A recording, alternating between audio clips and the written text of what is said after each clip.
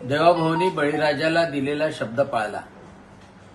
संकटात सापडलेल्या बळीराजाला सांत्वना देताना देवाभाऊनी सांगितलं होतं की संपूर्ण शेतकऱ्यांची कर्जमाफी होईल आणि आज अर्थसंकल्पामध्ये 2025च्या सप्टेंबर महिन्यापर्यंत ज्या ज्या शेतकऱ्यांचं कर्ज थकीत असेल त्या शेतकऱ्यांना 2 लाखापर्यंतच्या कर्जाची माफी देण्याचं देवेंद्रजी फडणवीस महाराष्ट्राच्या मुख्यमंत्र्यांनी घोषित केलं आणि त्या शेतकऱ्यांना सावरण्यासाठी दिलासा देण्यासाठी ही कर्जमाफीची घोषणा अतिशय महत्त्वपूर्ण आहे।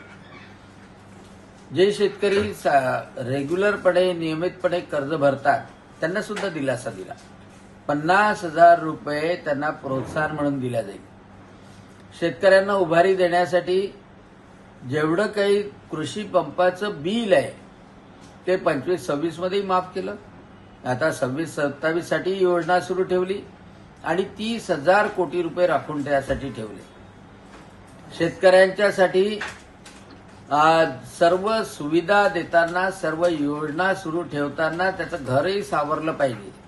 त्यासाठी ग्रामीण भागामधले घरकुलं, लाडक्या बहिणींचे पैसे, त्याचप्रमाणे मुख्यमंत्री सौर कृषी वाहिनी, मागेल त्याला सोलर पंप, शेततळ्याची तर योजना सुरूच आहे, जलयुक्त शिवाराची कामं, म्हणजे या माध्यमातून पाणी मिळेल, वीज मिळेल आणि कर्ज सुद्धा माफ होईल।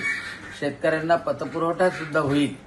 पुन्हा शेतकरी कर्जाच्या विळख्यात पडू नये यासाठी विविध उपाययोजना सुद्धा आखल्या गेलेल्या आहेत आणि म्हणून या अर्थसंकल्पाने खऱ्या अर्थानं शेतकऱ्याला दिलासा मिळालेला आहे।